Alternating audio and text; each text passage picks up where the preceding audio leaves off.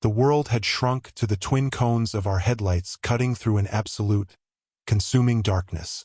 It was past 2 a.m., and the state highway was a ribbon of cracked asphalt unfurling through the endless, sleeping fields of the Midwest. There were no other cars. There were no lights from distant farmhouses.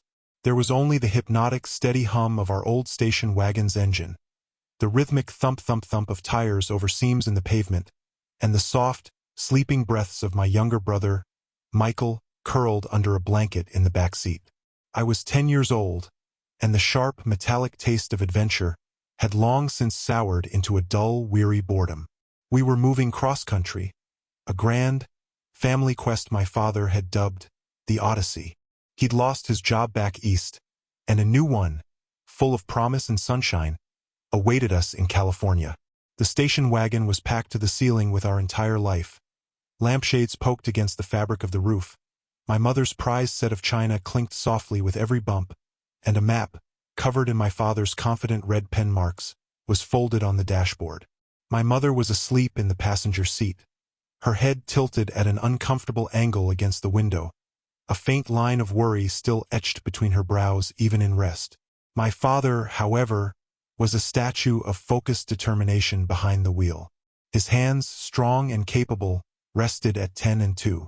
The glow from the dashboard instruments lit his face from below, highlighting the stubborn set of his jaw and the tired grooves around his eyes. He'd been driving for nearly 8 hours straight, fueled by cheap truck stop coffee and a quiet, desperate need to get his family to that promised new beginning.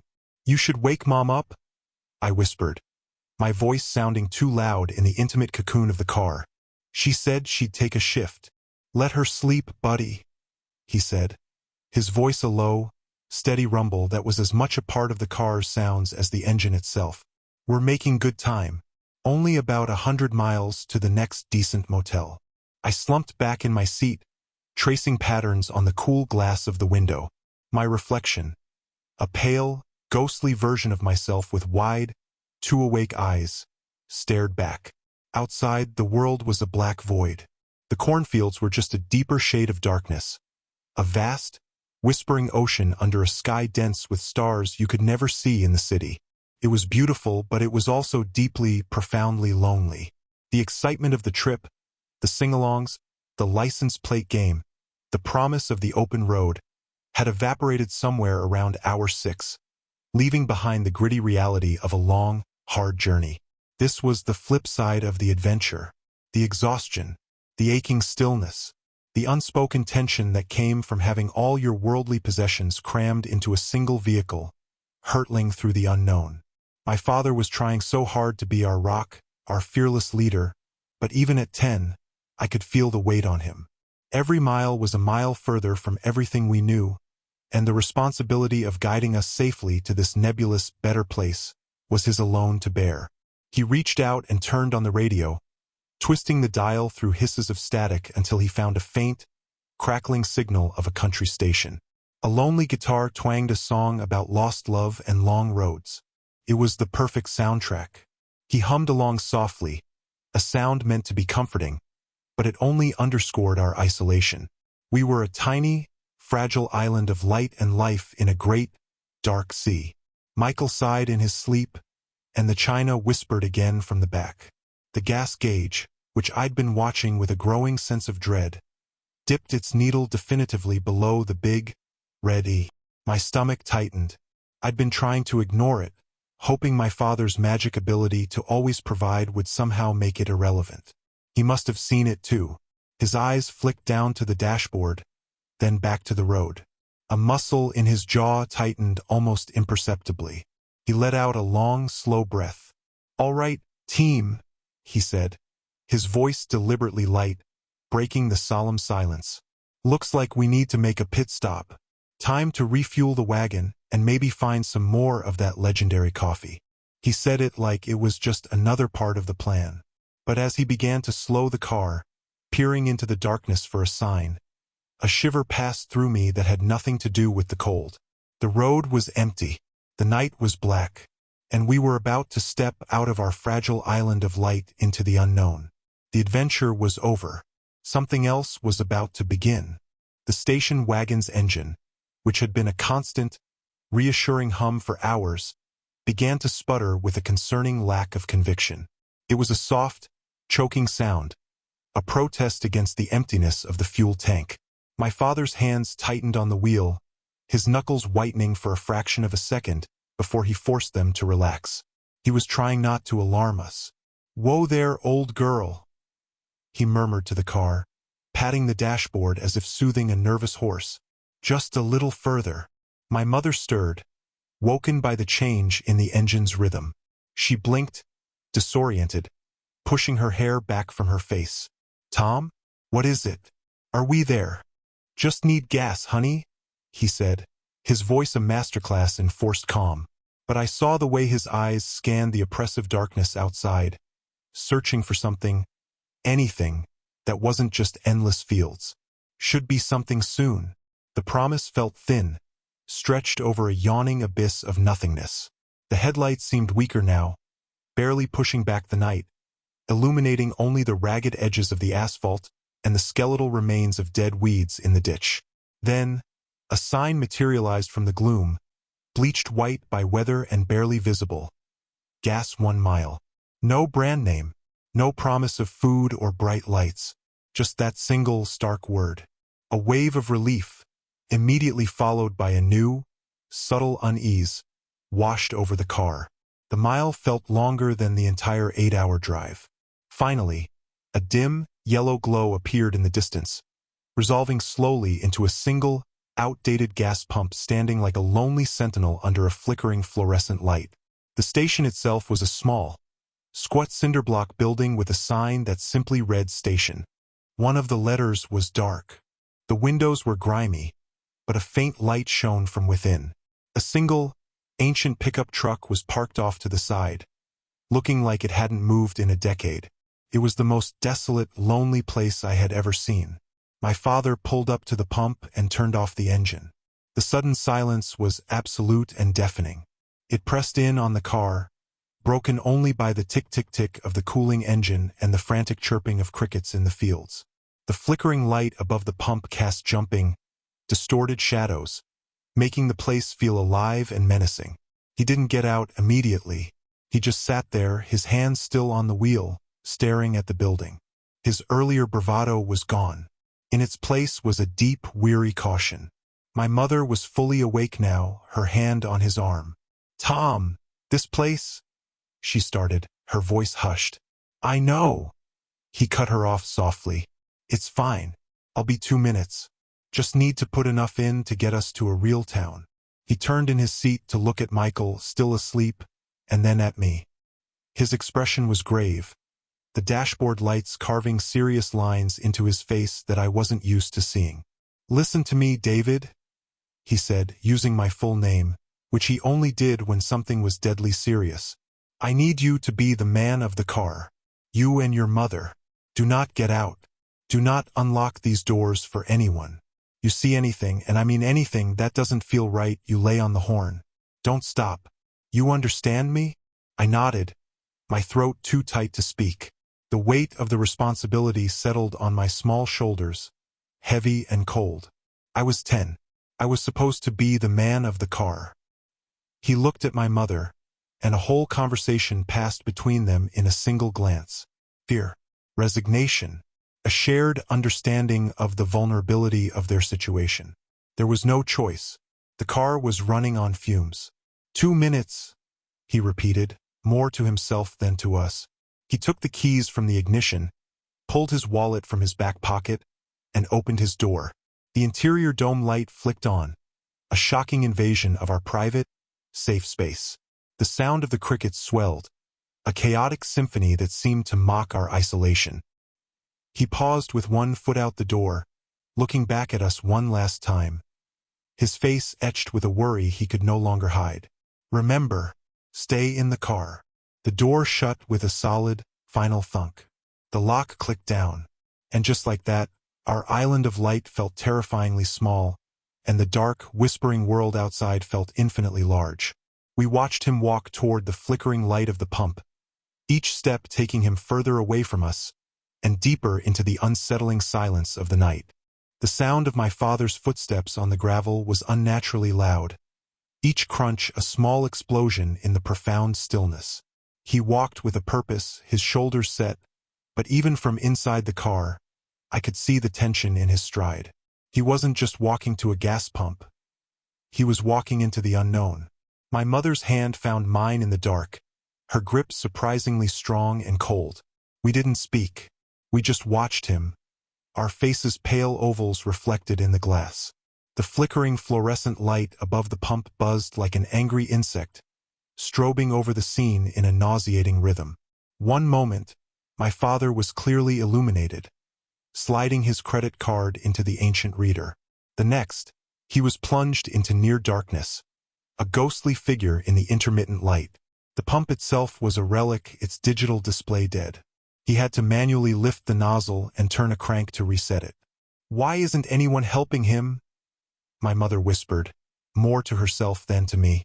Her eyes were fixed on the small, lit window of the cinder-block building. There was no movement inside, no shadow of an attendant, just a single, bare bulb hanging from a wire. The silence was the worst part. It wasn't peaceful. It was a heavy, watchful silence. The crickets had stopped. The wind, which had been a constant whisper against the car, had died down completely. It was as if the entire world was holding its breath, waiting. The only sounds were the distant, failing buzz of the light and the mechanical clunk as my father finally got the pump to engage and began filling the tank. The gasoline splashed into the tank, a loud, gushing sound that seemed vulgarly out of place. The sharp, acrid smell of it seeped into the car, mixing with our fear. My father leaned against the car, his back to us, one hand on the pump, the other shoved deep in his pocket. He was trying to look casual, but the line of his back was rigid. My eyes were drawn back to the building, the grimy window, the silent, empty pickup truck that now looked less abandoned and more like a predator lying in wait. My child's imagination, fueled by a long night and a deep, primal fear, began to paint horrors in every shadow. Was that a face in the window? Did that shadow just move? Every flicker of the light played tricks on me. "Mom!" I whispered, my voice cracking. "Shoo, David. It's okay.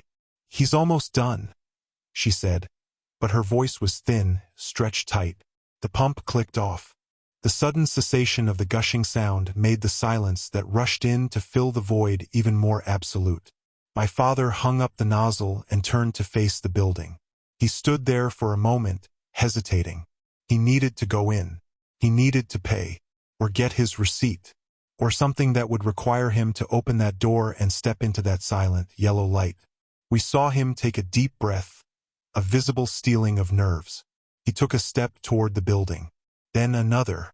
He was 10 feet from the door when the flickering light above the pump gave one last, violent buzz and died completely. Plunged into darkness.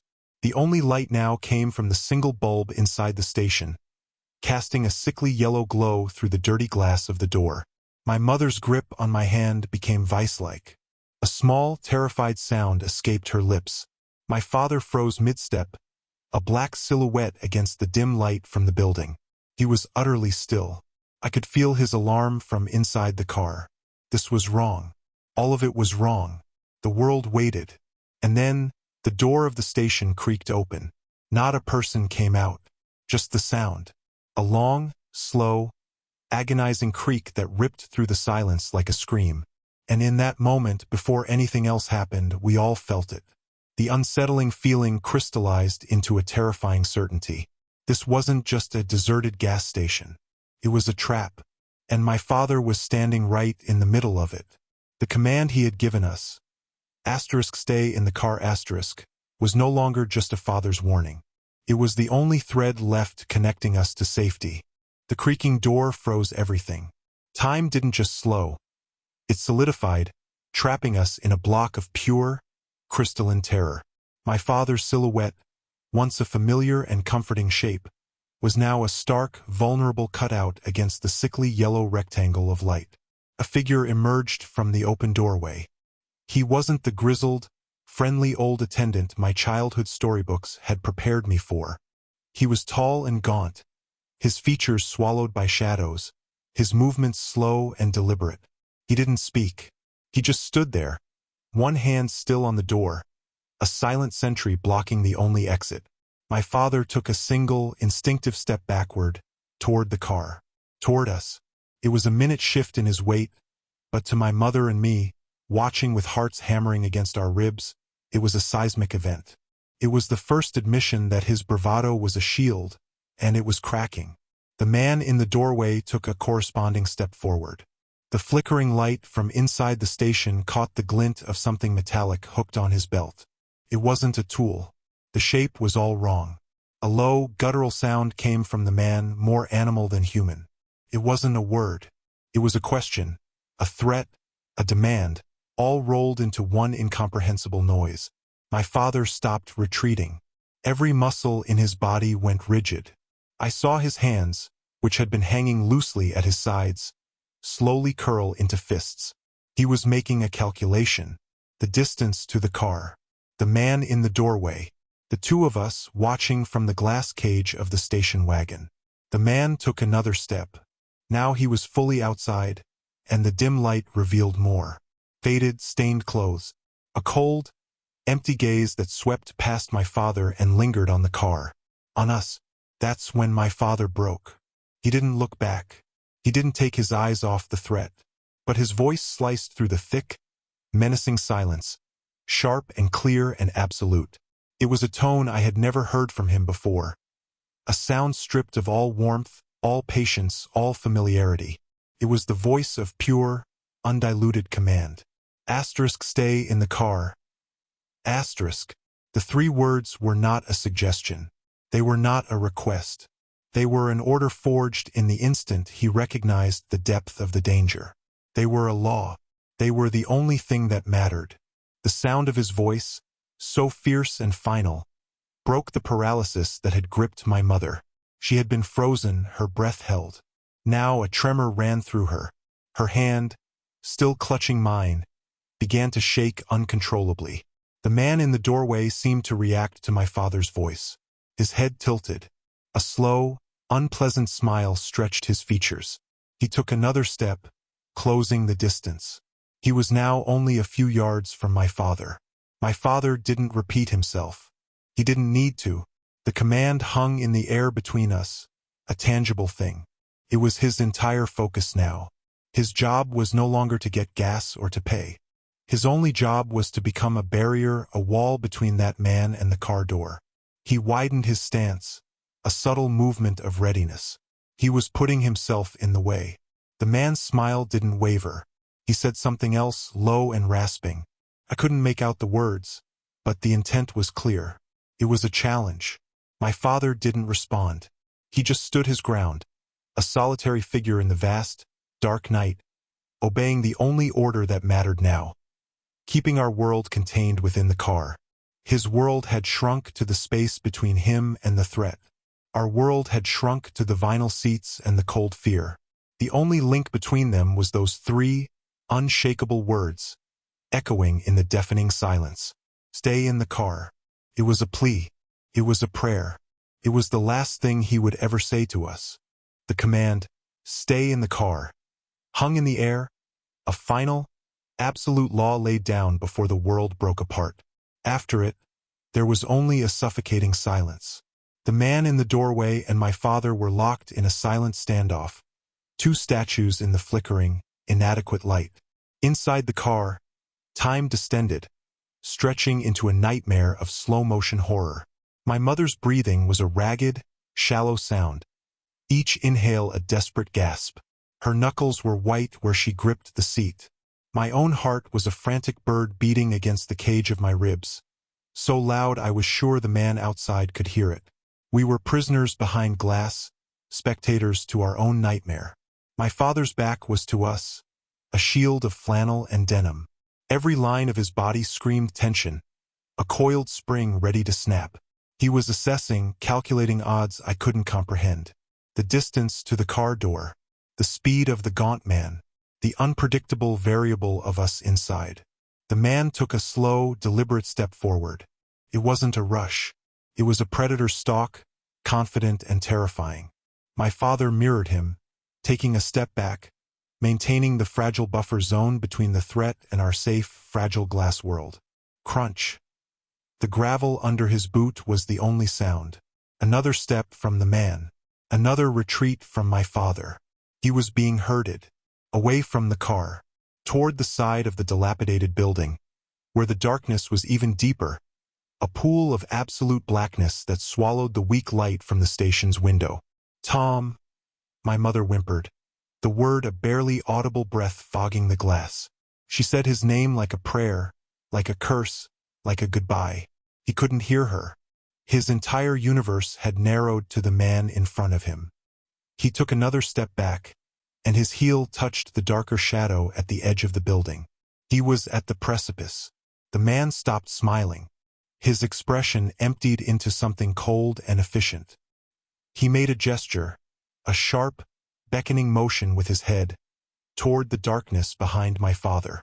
The message was clear. Come here. My father shook his head, a single, sharp negation.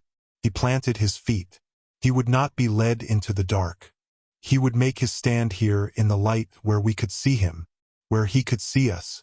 The weight was agony. It was the sound of blood roaring in my ears. It was the cold seep of the vinyl seat through my jeans. It was the image of my father's brave, foolish back. I wanted to scream. I wanted to lay on the horn, to shatter this awful, quiet tension with a blaring alarm. But his command held me frozen. Stay in the car. Disobeying felt like it would make the bad thing happen faster, like it would break whatever fragile spell was holding the violence at bay. I saw my father's shoulders rise and fall with a deep, steadying breath. He was preparing for something. He was saying a silent no to whatever was coming. He was choosing his ground. The man's hand moved slowly, deliberately, toward the metallic object on his belt. My father saw it. His posture changed infinitesimally, bracing.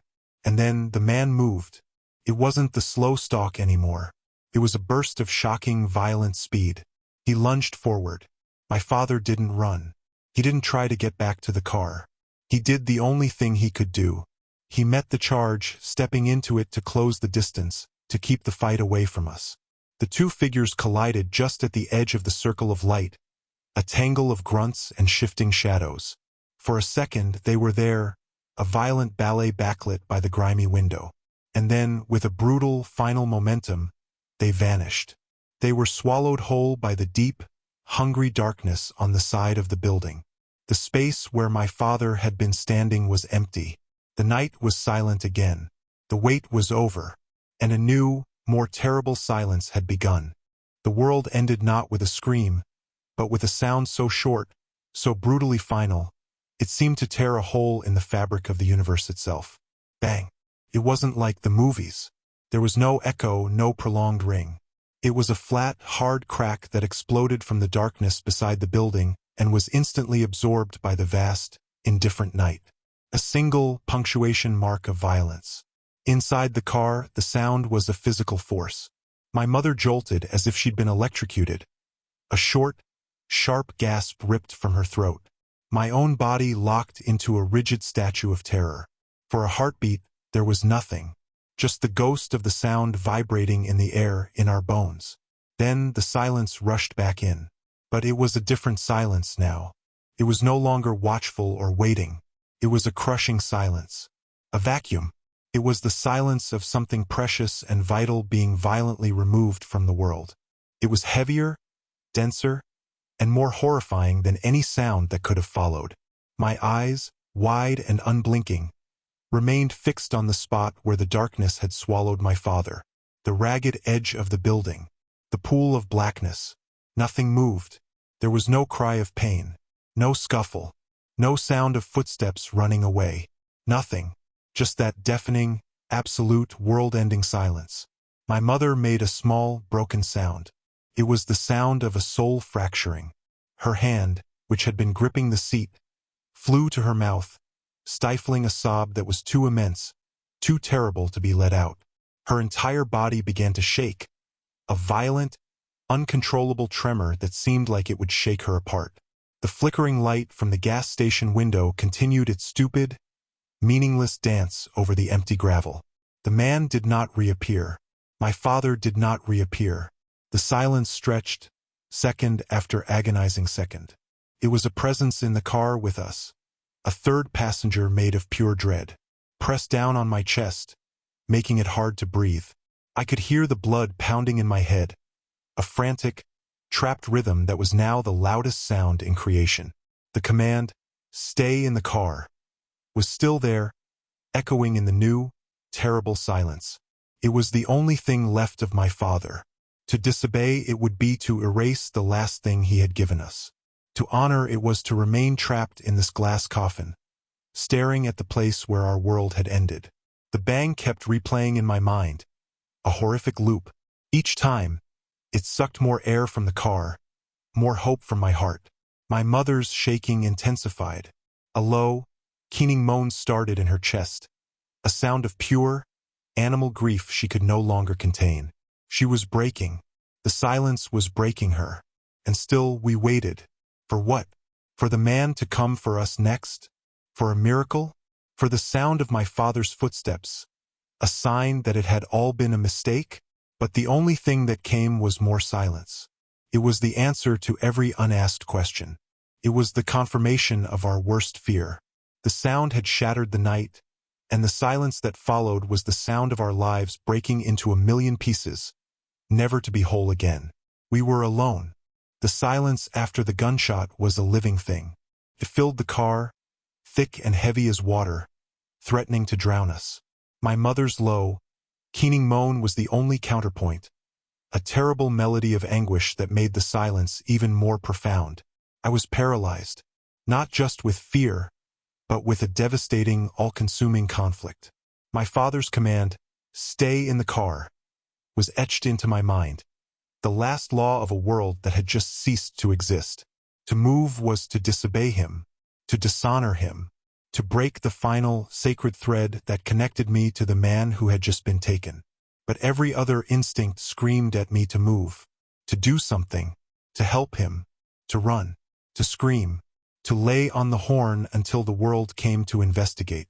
My muscles were coiled springs, buzzing with adrenaline, demanding action. My hand twitched toward the door handle. My foot imagined slamming down on the horn. But I couldn't. I was 10 years old. The weight of his order was an anchor chaining me to the vinyl seat. He had told me to be the man of the car. This unbearable, helpless waiting was what being a man meant. It was a torture worse than any action. My eyes were glued to the black void beside the building. Every shadow seemed to shift and coalesce into the shape of my father, stumbling back into the light, wounded but alive. I prayed for it. I bargained with a God I wasn't sure was listening. Asterisk, please, just let him be okay. I'll never complain again. I'll be better. Please. Asterisk. But the darkness remained still and silent. My mother's crying had subsided into silent, shuddering tears that racked her entire body. She had retreated into a private world of shock, her face a pale, empty mask pressed against the window. She was gone. The responsibility, the awful vigil, was mine alone. The seconds stretched into minutes. Each one was an eternity of listening, of hoping, of dying a little more inside. The smell of gasoline from the refueling, once so sharp and present, was now a distant, nauseating memory. The only smells now were the cold vinyl, my own fierce sweat, and the metallic tang of despair. What was happening out there? Was he lying on the ground, hurt? Was he? I couldn't form the word, even in my mind. The thought was a black hole that threatened to suck me in completely. The conflict was tearing me apart. The obedient son, frozen in place. The terrified child, screaming to run. The would-be hero, desperate to do something, anything. I was all of them, and the war inside my head was a silent scream more piercing than any sound. A new, more selfish terror began to bloom. The man was still out there. He knew we were here. We were sitting ducks in a glass box, illuminated by our own dashboard lights. Were we next? Was he coming for us? Every rustle of the wind through the dead weeds, every creak of the car's cooling engine, was the sound of his approach. The wait became a test of endurance against sheer, mind-breaking terror. I was trapped between the fear of what was outside and the terror of disobeying my father's last wish. The command was no longer protection. It was a prison sentence. We were waiting for a salvation that would never come, for a horror that was already upon us. The agony wasn't in the noise. It was in the quiet. It was in the not knowing. It was in the desperate, paralyzed hope that was slowly, inexorably, curdling into a devastating silent certainty. He was gone, and we were next, and all we could do was wait. The paralysis broke with a sound, not from outside but from the back seat. A soft, sleepy sigh. Michael. In the absolute, crushing silence, the sound was as jarring as the gunshot had been. My little brother shifted under his blanket, his small form stirring from the deep sleep of the innocent. The mundane, normal sound of it was a grotesque violation of the nightmare we were trapped in. My mother's head snapped around. The vacant shock in her eyes was replaced by a raw, primal panic. Her gaze flew from Michael to the driver's seat, to the keys. They were gone. My father had taken them. Michael's eyes fluttered open. He blinked, confused by the darkness, by the tense, frozen figures of his mother and brother. "Mommy?" he mumbled, his voice thick with sleep. "Are we there?" "Shoo, baby," my mother whispered, the words a strained, desperate hiss. "Shoo, go back to sleep." But it was too late. The spell of our silent vigil was broken. The world outside our fragile glass bubble was still there, still terrifyingly real. And Michael's voice, however quiet, felt like a beacon in the dark. My own paralysis shattered. The conflict between obedience and action was vaporized by a new, more urgent instinct: protect my brother. I unbuckled my seatbelt with a click that sounded like a thunderclap. I moved on my knees across the vinyl seat, putting myself between him and the window, trying to block his view of the void where our father had disappeared. "It's a game, Mikey," I whispered, my voice trembling so badly I could barely form the words. "A quiet game. We have to be super quiet." He looked at me, his big eyes wide and trusting. He believed me. The innocence in his face was a physical pain. It was then that I saw it.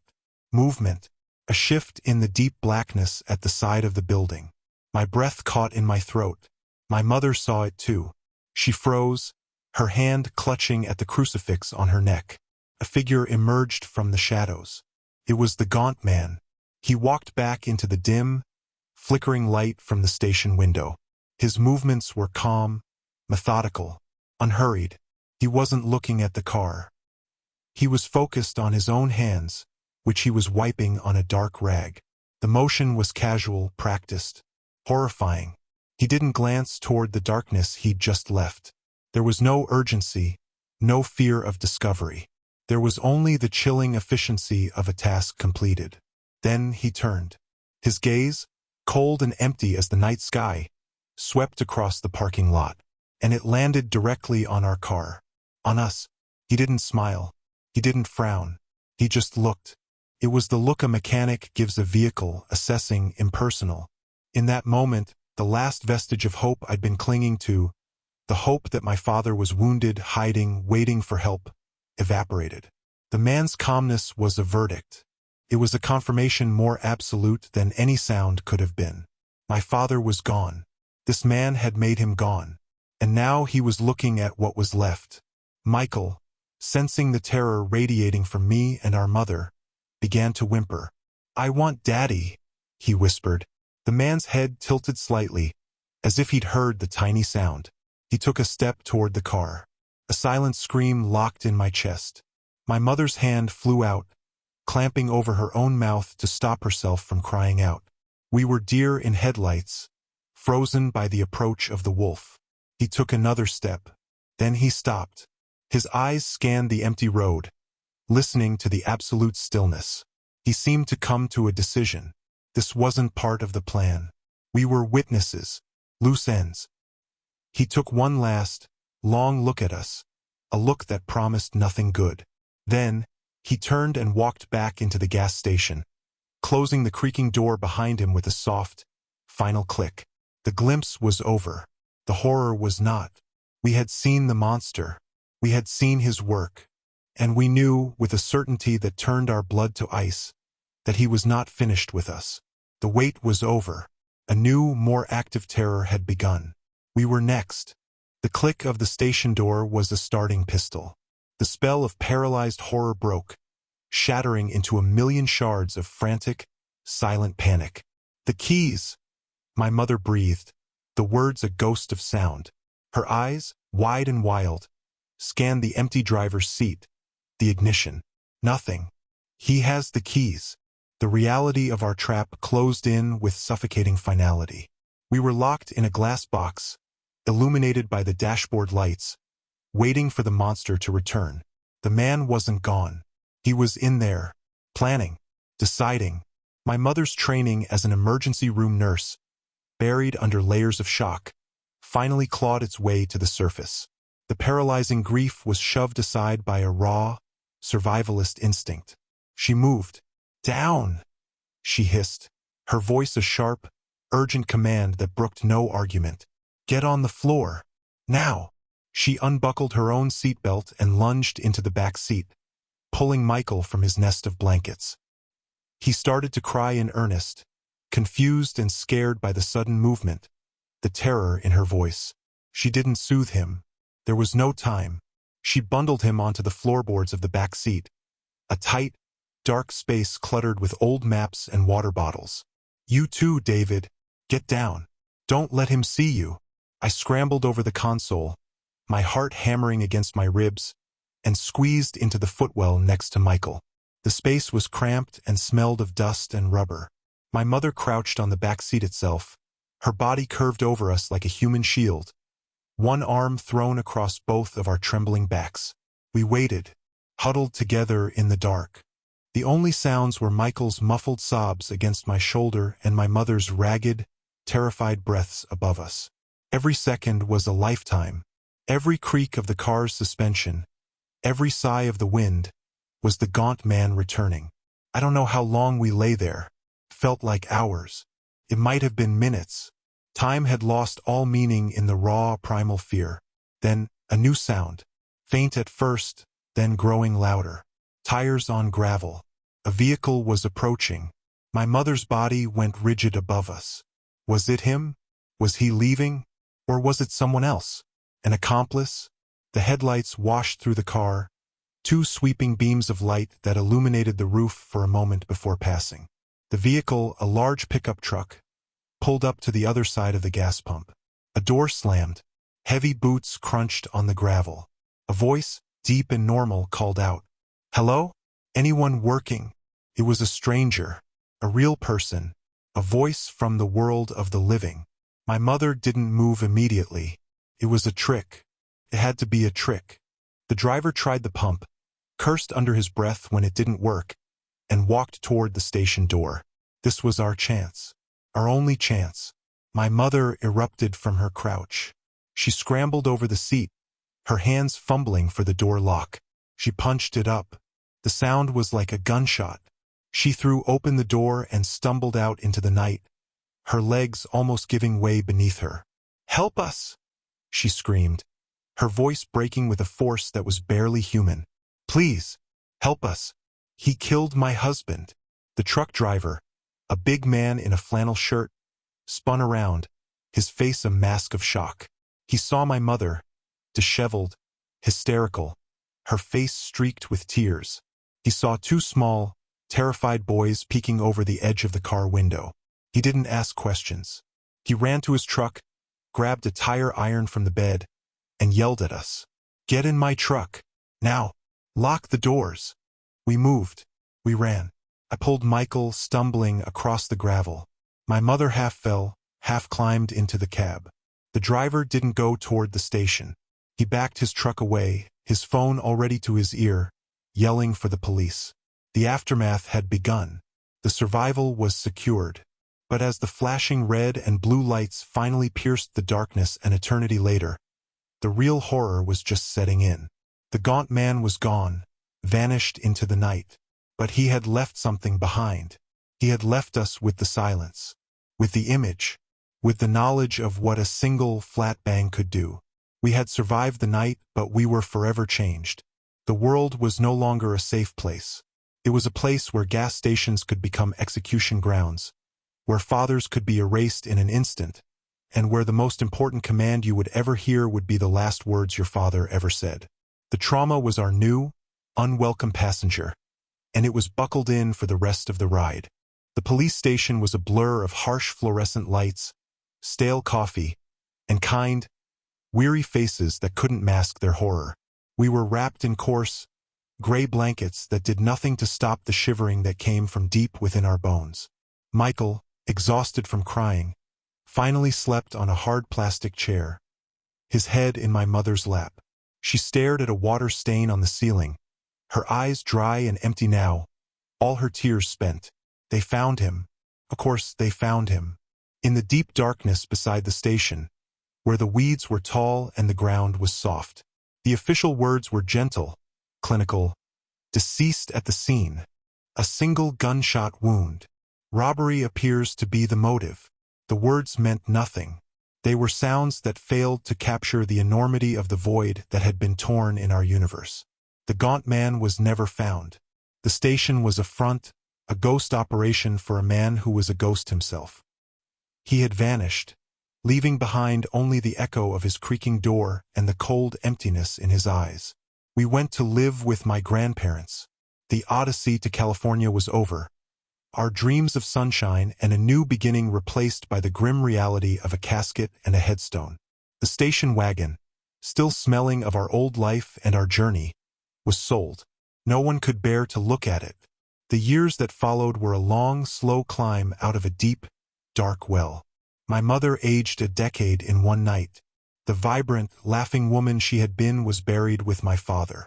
In her place was a cautious, anxious widow who jumped at loud noises and checked the locks on the doors 3 times every night. She never fully slept again. Michael was young enough that the edges of the memory blurred for him, softened into a sad story about a daddy who went away. But for me, at 10, the memory was branded onto my soul with a white-hot iron. The sound, the silence, the glimpse of the man wiping his hands. I had nightmares every night, waking up screaming, the sound of the gunshot echoing in the quiet of my bedroom. But through it all, one thing remained, clear and unchanging. My father's voice. Asterisk, stay in the car. Asterisk. Those 3 words became the central pillar of my life. They were my curse and my salvation. The curse was the guilt. A lifetime of what if? What if I had disobeyed? What if I had laid on the horn? Would the noise have startled the man, given my father a chance? What if I had been braver? What if I had run to help him? The command had saved my life, but it had also condemned me to a life of wondering if I could have saved his. But the command was also my salvation. It was the last piece of him I had. It was his final, greatest act of love. A father's desperate effort to build a wall between his children and the horror outside. In my darkest moments, when the guilt threatened to swallow me whole, I would hear his voice, firm and certain. He hadn't been pleading. He had been commanding. He had chosen his fate to secure ours. That command shaped the man I became. It made me cautious, yes. It made me aware of the darkness that could lurk in the most mundane places. But it also made me fiercely protective of those I love.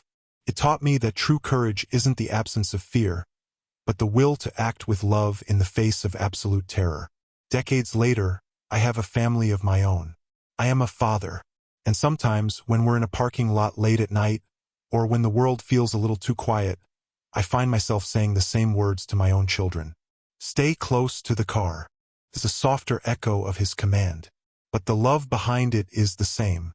It is the unbreakable chain of a father's protection, passed down through a line fractured by violence but bonded by love. The gunshot took his life. The silence that followed tried to take our souls. But his voice, that final, firm order, refused to be silenced. It echoes through the years, a permanent reminder of what was lost, and a guiding star for the love that remains. It was the sound of both our ending and our beginning.